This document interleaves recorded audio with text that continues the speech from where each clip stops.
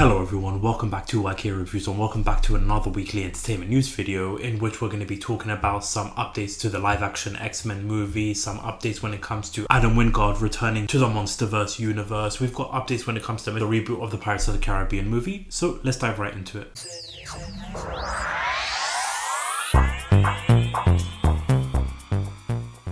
So first off, apologies, there's not been much uploads when it comes to the channel here.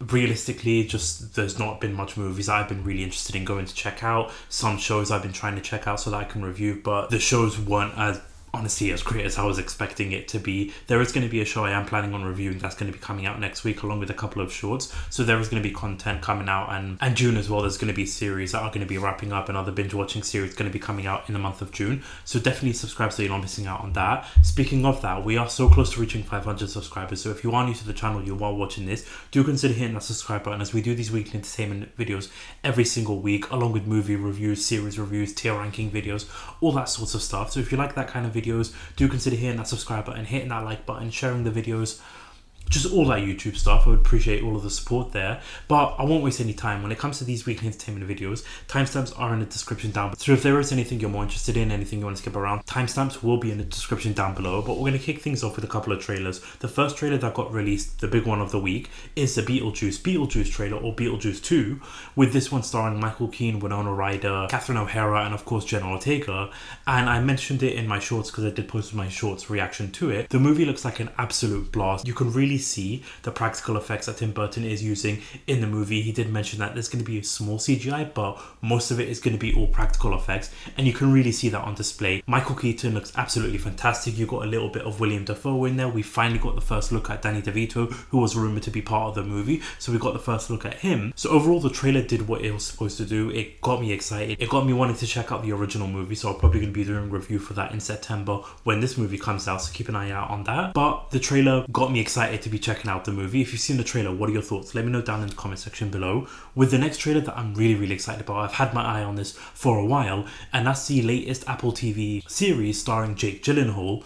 This one is called Presumed Innocent, in which you've got Jake Gyllenhaal starring in the show. He is a suspect in a murder because this murder is part of the prosecutor's attorneys, so one of their own gets murdered and he is the main suspect, even though it's his own colleague that gets murdered. And from the trailer, there's a lot of twists and turns that you can see in this show. I really like the look of this show. Like I said, this premise caught me straight away. I've had my eye on this, waiting for the trailer, waiting for the release date. So this is going to be coming out next month, so I'm going to be reviewing this show. I'm going to be checking it out. But the trailer, honestly, if you haven't seen the trailer, I highly recommend checking it out because it really does look like a great suspenseful thriller type of show. But of course, if you've seen the trailer, let me know your thoughts in the comment section down below. Will you be checking it out? Will you give it a miss? Switching from Apple to Netflix, we got the first teaser of the second season of the Sandman. And now I made a review of season 1 back in the early days of my channel, one of my very first reviews, so I'll post that somewhere here, you can check that out. But I really enjoyed Sandman as part of the DC comic. I loved what they did with the show. I had a bit of nitpicks here and there, but overall really enjoyable show.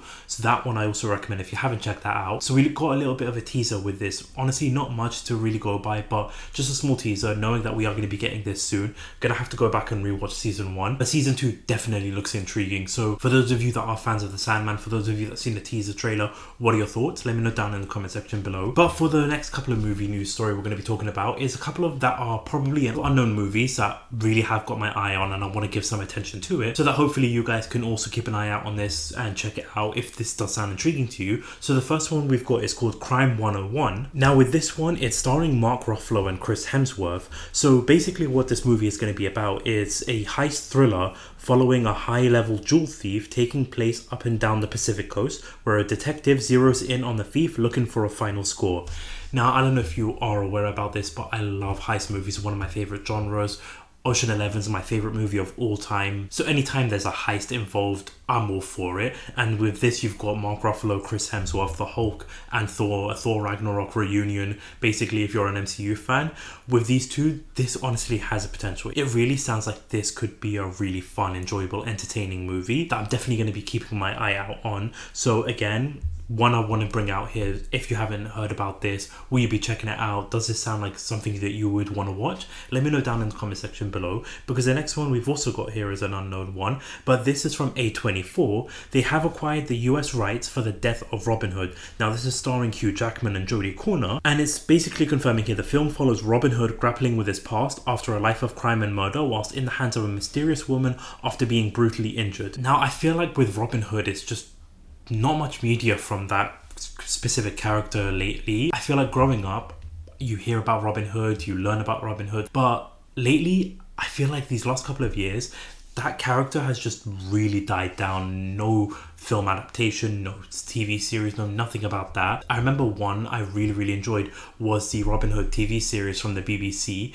I honestly highly recommend it. It's such a great show. It's only 3 seasons, but there was some really great storylines when it comes to that show. So that's what really got me hooked and involved with the Robin Hood character. I've seen a couple of movies that also got released, but again, nothing when it comes to Robin Hood these last couple of years. So with this, it's like a unique take. It really kind of reminds me of like the Logan movie, with the events taking place after like the X-Men and all that kind of stuff, with this one being after the life of crime, because what he does is that he steals from the rich to give to the poor. So this is kind of after all those events, and it's got Hugh Jackman in it, so kind of like an adaptation of the Logan movie. This sounds like my cup of tea. Again, you see this and you hear this, what are your thoughts? Do you think you'll be checking it out? Are you a fan of Robin Hood? What's your favourite form of media that you've seen from Robin Hood? Please let me know in the comment section below. But the final one I want to bring attention to is we've got an upcoming movie with Mel Gibson called Flight Risk. This is starring him with Mark Wahlberg, releasing in October 18th. Basically, it's following a pilot who is transporting a dangerous criminal for trial. Mark Wahlberg, Mel Gibson in a plane.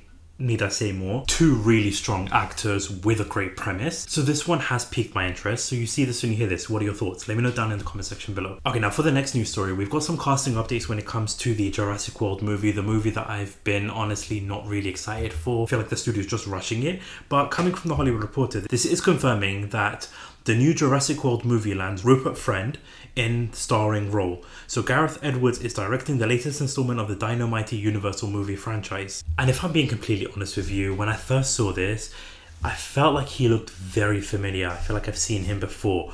Doing my research, he actually was in Homeland, a fantastic character in Homeland, which if you haven't seen the show, highly recommend. An amazing show.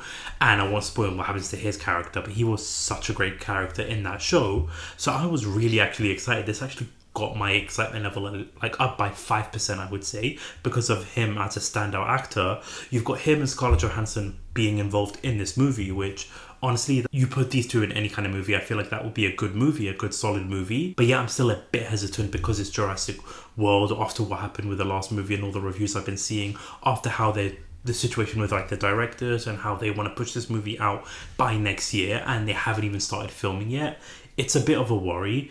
But honestly, when it comes to the casting, there is some good casting. There are some good actors and actresses that are being part of this franchise, part of this movie. So that's one thing to hold on to, I guess. But again, we'll just have to wait and see. But you see this and you hear this. What are your thoughts? Let me know down in the comment section below. A, if you've seen Homeland, and B, what your thoughts are about Rupert Friend landing in Jurassic World. Okay, now for the next news story, we've got kind of a small update when it comes to the Jason Friday the 13th situation here. Now, first of all, last week I mentioned how they're starting to build this Jason universe. So we're going to see him in video games and all these types of media. This has already begun. So we got a trailer of Jason Voorhees in the Multiverse video game.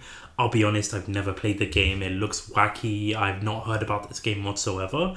But Jason Voorhees as a character in this game. So we got a trailer for that one. But then Sean Cunningham actually gave us sort of an update when it comes to like the movie side of things here. And I'll be honest, doesn't look like it's good news. But he basically confirmed here that the new Friday the 13th film isn't happening for another 2 to 3 years. Cunningham states New Line is hesitant and not willing to provide a substantial budget for the horror movie slasher, which I'll be honest is such a shame about this, because you see these horror movies like you're getting The Strangers, you're getting Night Swim, Imaginary, all these movies that have been coming out with such high budget too, especially, and the movie's just not hitting it how it should be. This one, like this one, you know it's going to make a shit ton of money, especially you look at like the Halloween trilogy and how much money that made. So there is a lot of potential. Everybody's been waiting for a Friday the 13th movie, so it's showing here that 2 to 3 years we might be getting another Jason or another Friday the 13th movie, and I hope that is the case because I'm desperate to see him back on the big screen. Him, Freddy Krueger, like you're getting a Chucky movie coming out. Halloween, we just finished the trilogy, so I'm not in a hurry to see another Michael Myers movie, but with this one I really hope that they find a way to make Jason appear on the big screen. You don't even need a huge budget when it comes to this movie. You just got Jason in a forest, Jason in a lake killing off teenagers. Honestly, how much money do you need for that? But hopefully we do see a movie, since Jason is starting to reappear, like I said, in television, in video games, and other sorts of media. So we might hopefully be getting a movie within the next 3-4 years. Let's just hope, fingers crossed. But you see this and you hear this, what are your thoughts? Let me know down in the comment section below. And for the next update, or the next news story we've got here, is the update when it comes to the Pirates of the Caribbean reboot. So this is coming from the Deadline, confirming here that Pirates of the Caribbean reboot plus a spin-off with Margot Robbie are both still in the works, says Jerry Bruckheimer. So I think the last time I reported on this when it comes to like Pirates of the Caribbean is that they weren't doing a reboot, that they were trying to do a continuation, that they wanted Johnny Depp to come back, but then just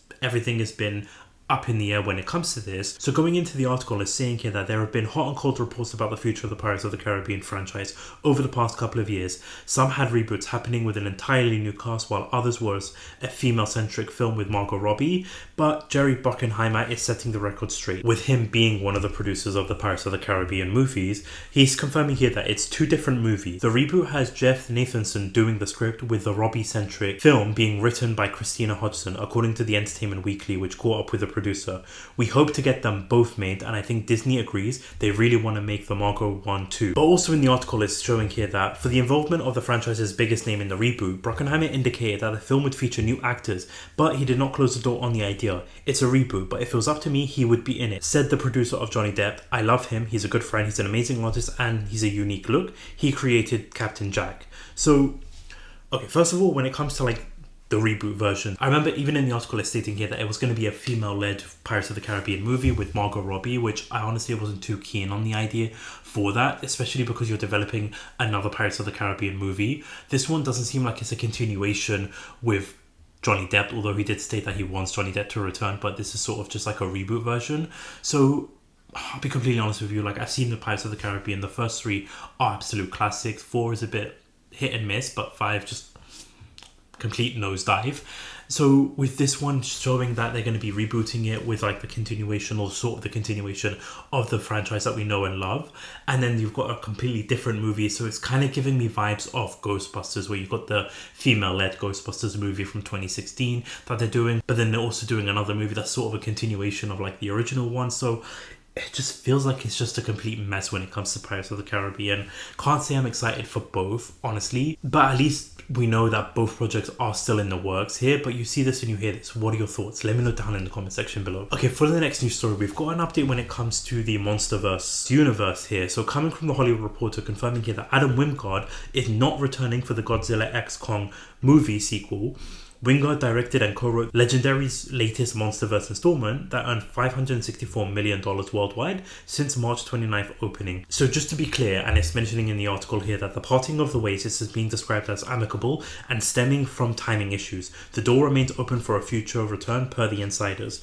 With Adam Wingard right now, he's working on a movie with A24. So with the studio, they want to make the next Monsterverse movie ASAP because of the money that they made, the shitload of money that they made from Godzilla x Kong. Honestly, I feel like I'm in the minority, but I really enjoyed Godzilla x Kong.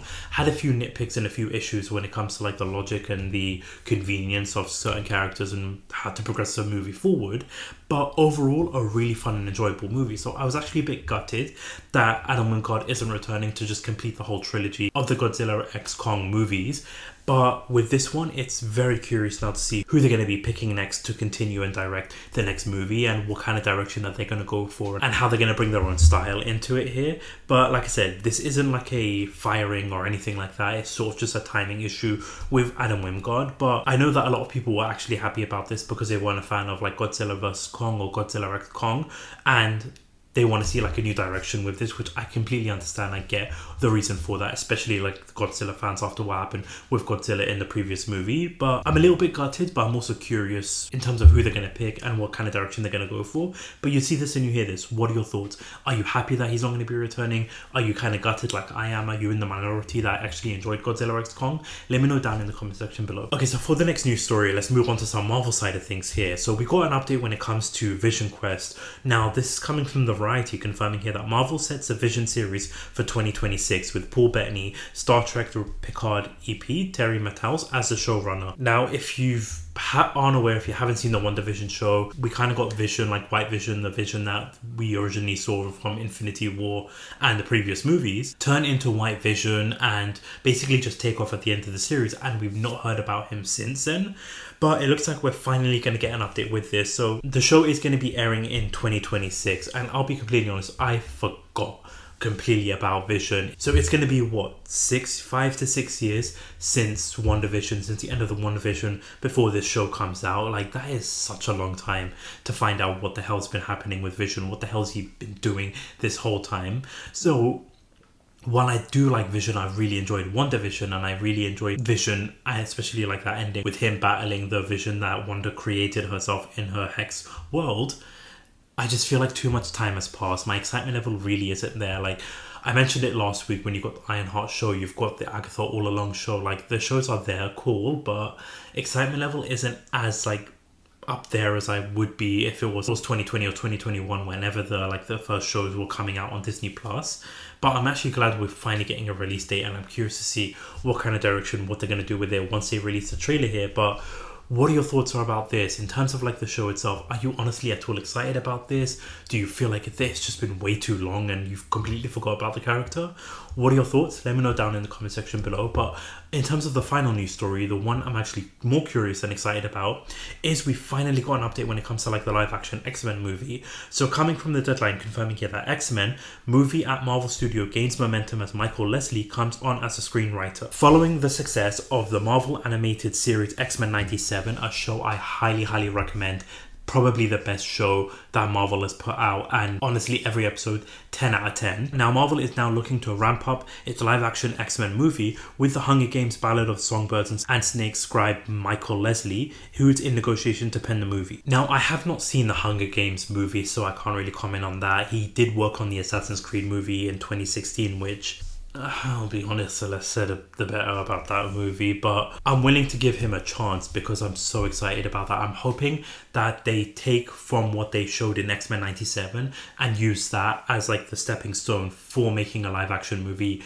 Do not use the Fox X-Men movies as like your stepping stone for this live action movie, because with X-Men 97, the animated show, you had so much character development with everyone. Cyclops got his time to shine. You had Wolverine, Storm, Jean. You even had Rogue and Gambit just really shining in the show. And every episode, like I said, 10 out of 10 with some amazing story writing, some amazing direction, shot, visual styles that looked honestly amazing. And you can just go back and rewatch these shows over and over again. Everybody's just excited for X-Men 98, which they confirmed is going to be the new title, season 2, whatever you want to call it. So that is what the template should be for the X-Men movie. And so with this, I'm really curious to see, first of all, who they're going to be casting as the X-Men, who they're going to be casting as Scott Summers, who they're going to cast as Logan. So very curious to see all of that and the kind of direction that they're going to go with it, how they're going to start it, how it's going to be blending into like the Marvel universe as well. So loads of questions and loads of curiosity for this, but I'm just glad that we're finally getting an update. We're finally getting this movie. So after honestly watching X-Men 97, I am more excited about this, but I'm also a little bit hesitant because it is Marvel and we've been burned before. But what are your thoughts about this? About the writer, and what your thoughts are about the live action movie? What kind of direction do you want to see? What kind of storyline do you want to see? Who do you want to be casted in X-Men? Let me know all of that in the comment section down below. But that about wraps it up for this week's weekly entertainment news video. Again, apologies that I have not uploaded much. Again, I want to know your thoughts on everything. Let me know down in the comment section below of everything we discussed. Again, do subscribe to the channel as we are trying to reach our 500 subscriber goal here. And also I have got a Twitter, link is in the description down below. But thank you all so much for watching. Thank you so much for listening. This is YK Reviews. Peace.